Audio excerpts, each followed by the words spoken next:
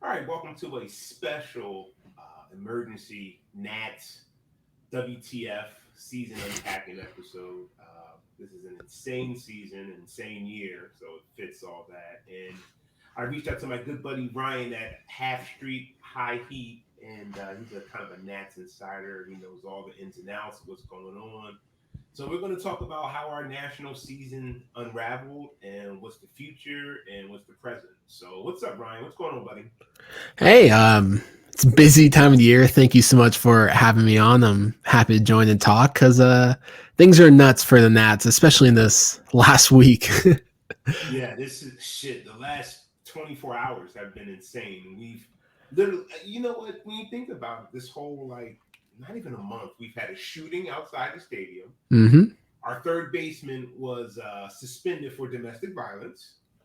We had a COVID outbreak, and we've lost our starting pitcher, or our ace. Well, I don't even know if Strauss is an ace, but Strasburg, our number one pick, World Series hero, is out injured for the year, and then Matt Scherzer, our other ace, is going to be traded any moment now. So it's been a crazy last 30 days, right? I mean, to say the least, like I saw this thing on Twitter. It was going day by day. And it feels like there is just a massive story surrounding this team. And usually the Nats don't really have a lot going on. You know, usually the team's kind of quiet. Things are boring. But like you said, we have our second COVID outbreak of the year. And the whole Trey thing was nuts because he got pulled out of the game. It was, is he traded? Is he not?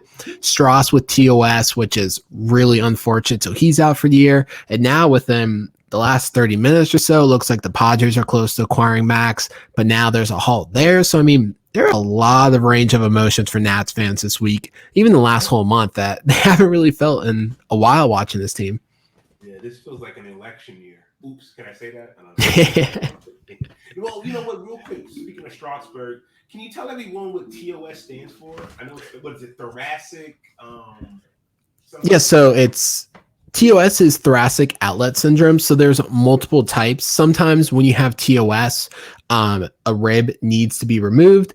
His is the one where it is a nerve. So basically it is the nerve that goes from the shoulder blade all the way down into the chest through your rib cage. So he is having issues with this nerve there. And they think that is the nerve that is causing the issues with his neck pain as well. One of the biggest causes in TOS is a lot of injuries.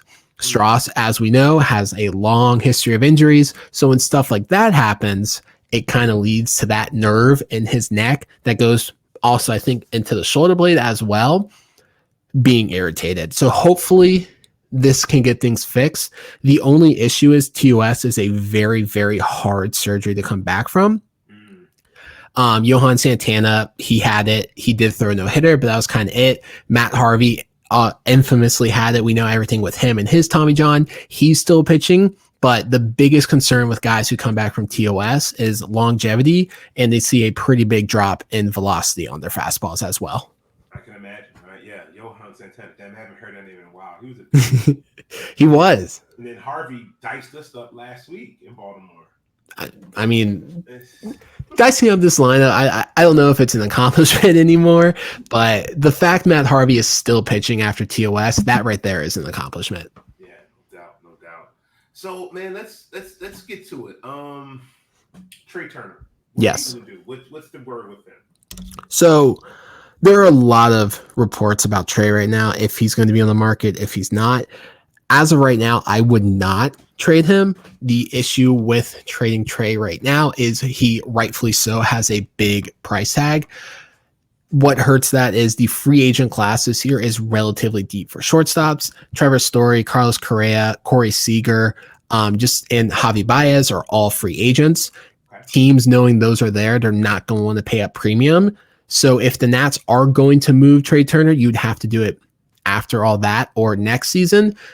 Trading Trey would also indicate that this team is going into a full rebuild and just not a retool. A retool is something that Mike Rizzo spoke about on 106.7 The Fan. He said his plan is to retool and compete next year. You trade Trey Turner, you're not competing next year. Trey is an essential part of this team. We've seen him blossom into a top 5 shortstop in baseball, and him and Juan Soto are a great fierce in the lineup. You trade him, you're rebuilding. So I don't think he gets traded If this team is struggling again next year around the deadline, we might be having a different conversation. But as of right now, Trey Turner will not be moved at the deadline.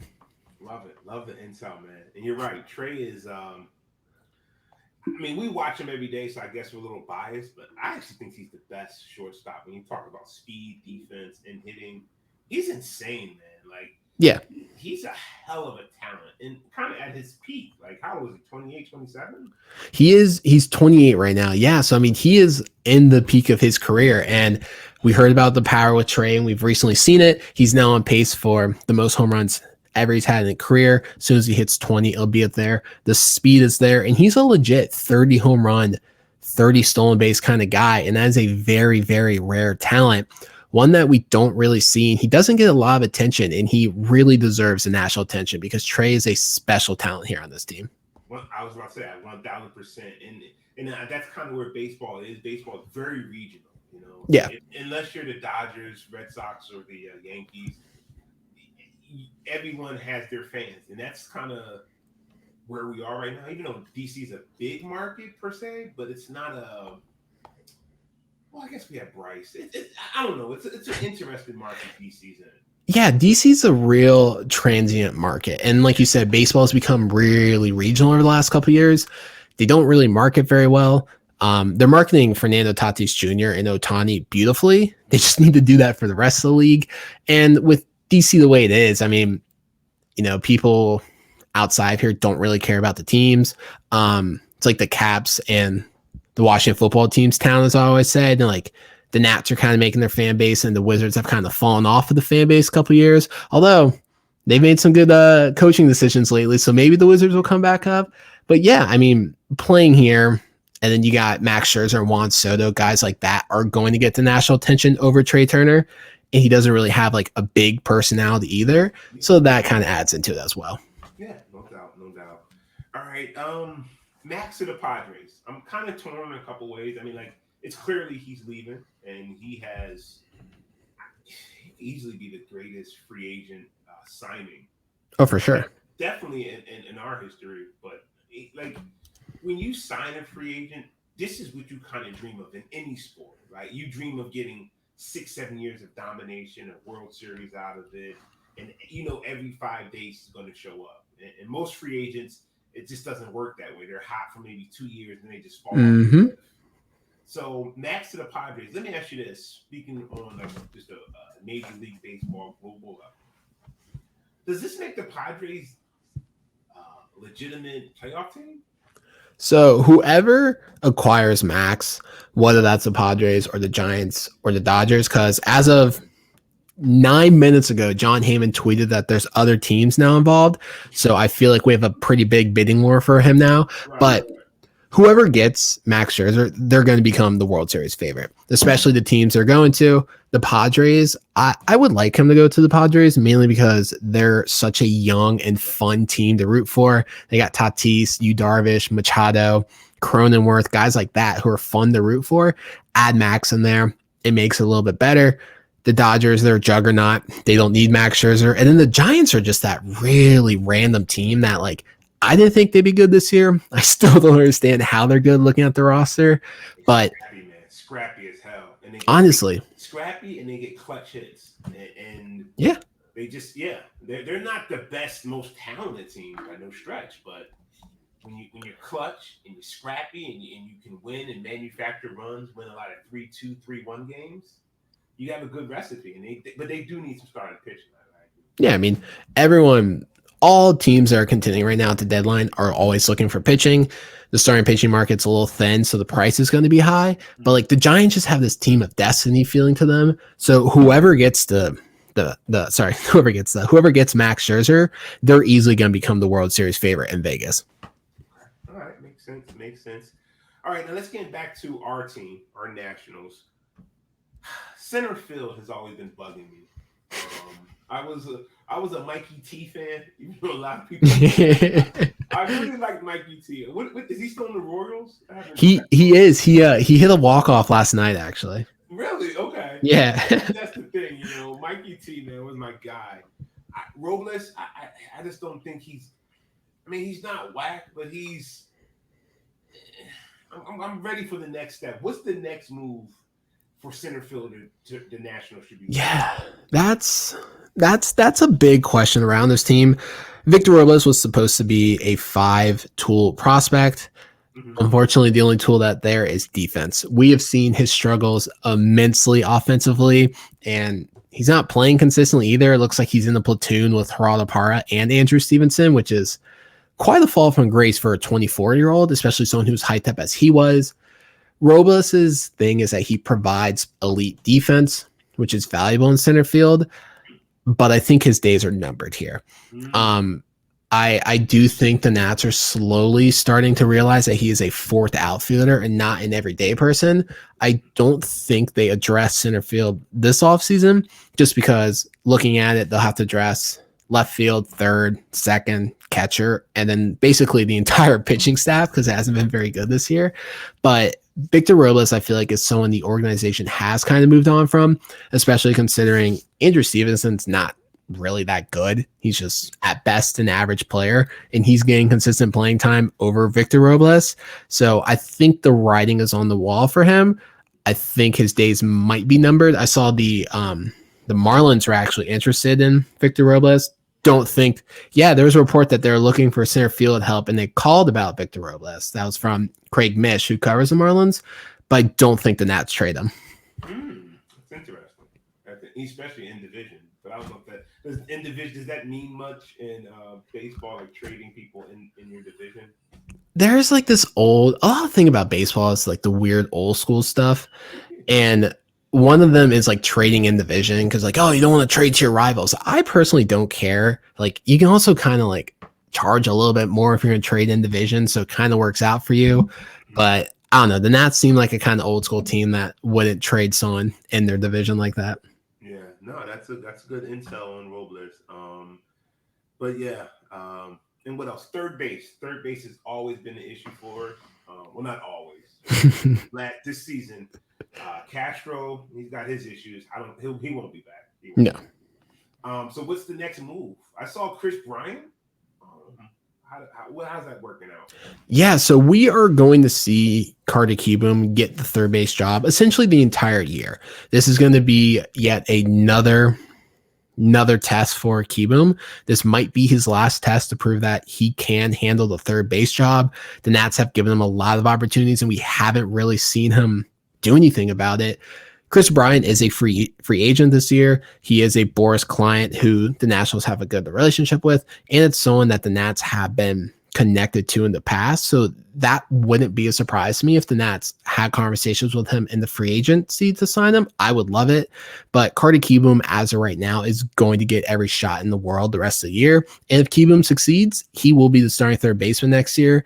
If he doesn't, this team's probably going to look in free agency, and I could 100% see Chris Bryant be a perfect fit for this team. Perfect.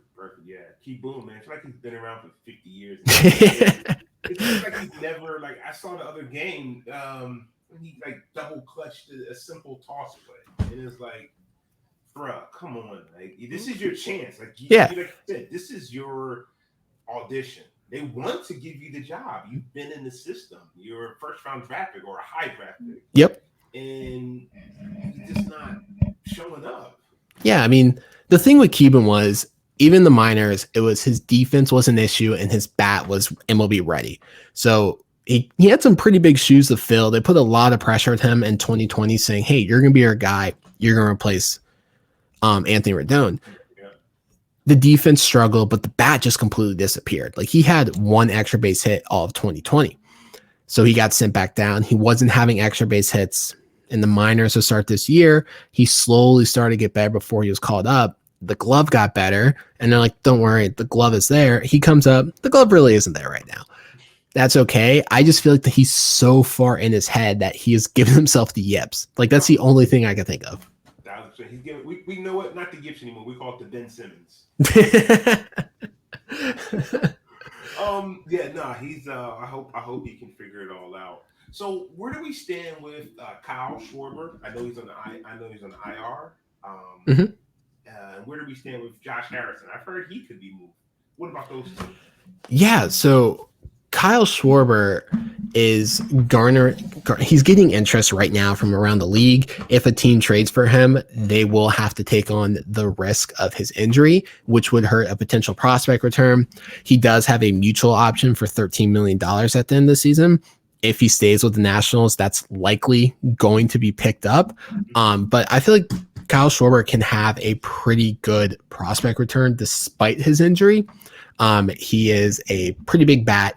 Obviously, we saw what he did in June. The man was just crushing home runs every single at bat, and they could get a really good prospect for him for a rental. Josh Harrison, he provides value to all 30 clubs. He's a super utility guy. He can play left field. He played center field this year, right field, third, short. I mean, that's played short, but third and second. He can play a lot of positions, and he's also good offensively. That right there can get you a good B prospect back. I feel like the Nats won't move Kyle Schwarber, and I feel like they will move Josh Harrison. Both of those names are going to be ones to watch in this next day before the deadline. I wouldn't expect – sorry, let me phrase that. I wouldn't be surprised if the Nats traded both of them and then went out and brought them back in free agency. I feel like both those guys love it here. They're happy here. They understand it's a business. And the smart thing would be for the Nats to trade both of them.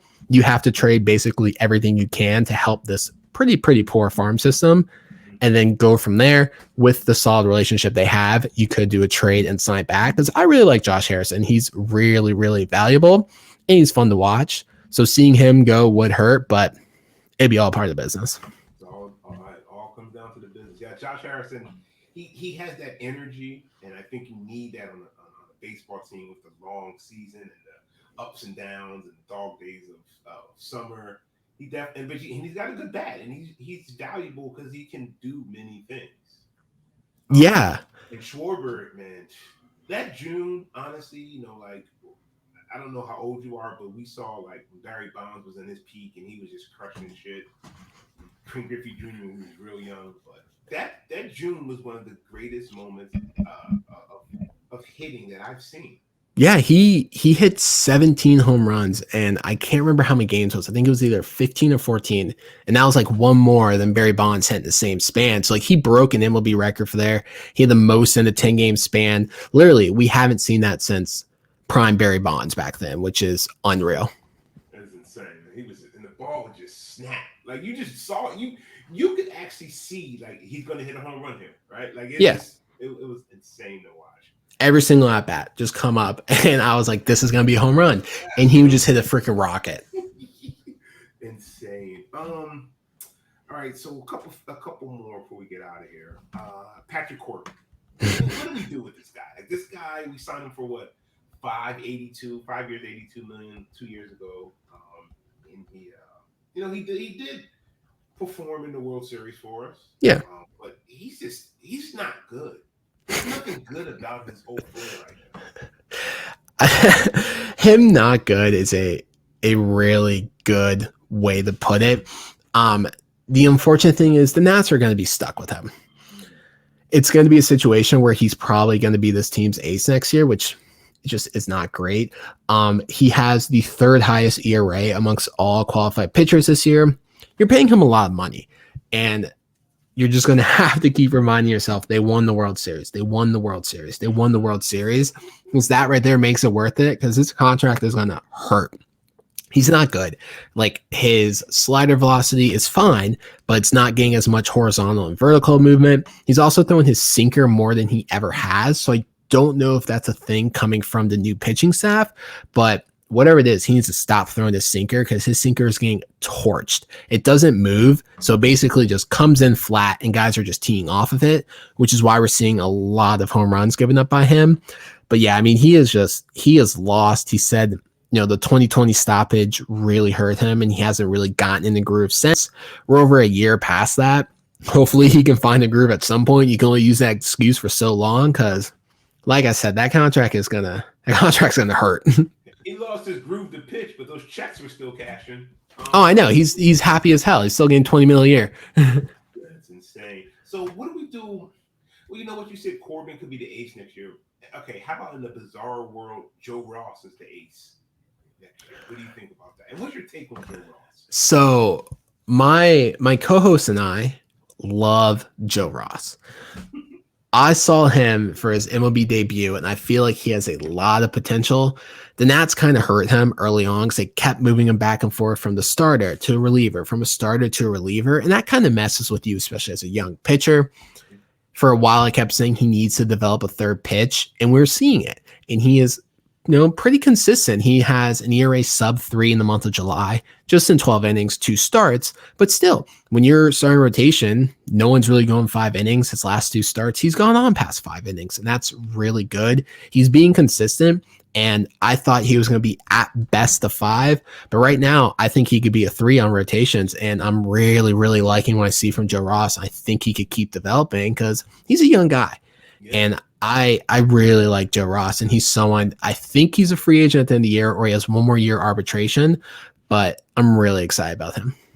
1,000%. When I see him, you see the physical tools. First of all, he's like 6'6", 6'5" or something, 220. Like he's a physical guy, and you see, I think you're starting to see the light bulb click. You know what I mean? Mm-hmm. And I think with another year, like you said, don't yo-yo him out. You are our second or third starter. I'm depending on you. I want you to dominate and do your best and maybe go past 5 innings and challenge yourself. But especially if you have a payday coming up. Like I want to pay you, but you have to show me. Yeah. Huge Joe Ross fan. Really big on him. Yeah. How old is he? I'm pulling up right now. I believe he's only 27. I could be wrong. He is 28. I was off by a year. Okay. So he's going. This is if he's going to be good the next 3 or 4 seasons. Now is the time to get it hot. You know what I mean? Yeah. He's entering his prime. I mean, DeGrom didn't become who he was until age 33. So yeah, and we see where he's at. So let me see. Where do we stand on this? Long term.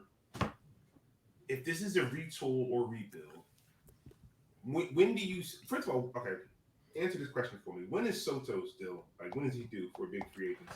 He has 4 years at the end of this one. Jeez, baseball contracts are damn near slavery. Oh no, they are. There's so you're 3 years pre-arbitration, and there's 3 years of arbitration. That's a pretty big talking point, and the CBA is coming up at the end of the year. They want to change it because you're not getting paid when your value is the best. It's going to be really interesting to monitor because I think the CBA is going to get really, really ugly because of that, because the arbitration process is absolutely brutal. Yeah. And here's a guy, Soto's what, 22, 23? Yeah. And he is... I mean, he's top 10 player, maybe even top 7. Like, he's that talented, and he's only making $8.5 million. Like, it's insane. Yeah, I mean, teams are getting insane value out of it, and the players aren't the biggest fans of it because, like, this might be the best Juan Soto is, and then guys are going to hit free agency, 6 years later when they're 30 or so, and analytics aren't on their side. So it's a pretty big issue. This is something I know the players want to change. They want to change it to about 3 years of control before you're a free agent. So it's going to be really interesting because, guys, when they play multiple sports, a lot of them don't go to baseball because the minor system's so bad. And it takes a while to get paid. Like, you're looking at, 7, 8 years, maybe 9 post getting drafted, getting paid because that's 6 years of where the first 3 you're going to make league minimum. I mean, now league minimum is about $600,000. Kill for that. But for these athletes, that's, not what they're looking for. And then you have 3 years arbitration where you're at most going to get 10 million by year 2 of that. It hurts. And the players are not a big fan of it. I can imagine. You look at basketball, even if you're whack for a couple seasons, I'm a big Lakers fan, and Lonzo Ball, he's gotten better, but he's still not worthy of the number 2 pick, and he's about to sign a 5-year, $100 million deal. You know what I mean? Like, and he hasn't even reached his peak yet, or even started to reach it. So. Speaking of the Lakers, gonna get off topic for a second. Shams just tweeted that the Lakers are trying to trade for Russell Westbrook. They're engaged in talks right now. A couple things. I'm an old school Lakers fan, like the Shaq and Kobe era, right? Like at the time when we growing up and we saw that, and it was the beautiful era of Shaq, Kobe, best duo ever. Now, when LeBron got there, the thing about LeBron is he brings his LeBron fans, and I'm not a fan of those guys. So what LeBron basically is doing is kind of getting the old guys back together. Russell Westbrook, I can honestly, Carmelo will be on the team. I can see him on the team, and don't be even shocked if Chris Paul comes to the Lakers. Like, I don't. I mean, what's Russell Westbrook? He's a great player. I just don't know. Taking the ball out of LeBron's hands is that the best recipe to win? I mean, I feel like you should never take the ball out of his hands. You know what I mean? Out of all the people, the ball might want to be in his hands. But I can see the Wizards are definitely moving towards they're moving towards getting rid of Bill and Westbrook. And it's time. They deserve to try to win their championship and try to move on to get the new guys. I wouldn't mind seeing Ben Simmons here, to be honest. Yeah. I mean, it's really interesting. I think the funniest part of it is now that makes 2 DC sports teams rebuilding in the same day. The Nats and the Wizards are both rebuilding. And trust me, the Redskins are one scandal away from always rebuilding. That is actually really true. WFT, we can't use it. Yeah. Well, Waj just tweeted it, so looks like Westbrook is a Laker. Wow. Sorry, didn't mean to get off topic, but he said Lakers. I just got the notification, so I had to bring it up. That's interesting. That's interesting. That's so interesting. All right, before we get out of here, Ryan, let me get your World Series predictions and MVPs and Cy Youngs. Ooh, okay. So MVP in the AL, Ohtani. What Ohtani is doing is absolutely absurd. He's easy. Vlad Jr. is in second, but I think Ohtani sweeps the floor. NL MVP, I'm going Tatis for right now. I really like Tatis. I love what he's doing this year. He's on pace to have 50 home runs and 50 stolen bases. That pace will come down a little bit, but he's a shortstop. There's a big movement for baseball to make him the face of MLB, and he does. I respect, because a lot of when you're that talented, sometimes you kind of skip steps, if you will. But he plays. He runs his ass off. Yeah, he works hard and plays with his hair on fire, and I absolutely love it. And I think that will get him there. DeGrom will be in second. He just won't get the innings to do it. Cy Youngs, that's tough. I think Carlos Rodon gets it for the AL, and then DeGrom gets it for the NL. I think DeGrom will come back, and depends how long he's out from this current injury, but I have a hard time going against DeGrom. So I think DeGrom will get the NL Cy Young. And then World Series, man, I want to say the Astros go back because they're good and they just rebuild their bullpen, and they're going to prove to everyone that they didn't need the whole cheating thing. I'm going to say Astros Padres for the Astros Padres for the World Series. Whoa, that's dope. I haven't heard that one. I want to think about that, but yeah, I want to kind of. I'm a huge Dusty fan, of course, and the Astros, like you said, the whole cheating thing, they probably didn't even need it, to be honest with you. I know that team was so good. You know what I mean? Like, and when we beat them, they could have easily had a nice dynasty. Easily had a really nice dynasty. So we'll see. And then all that happened. Yeah, right. So it's we'll see. But brother, thank you so much for joining me, man. Let's do another when the playoffs happen. Let's do another show. Absolutely, man. Love talking to you today. I'll be happy to come back on. Awesome, brother. Thank you so much, man. Yep. Take care.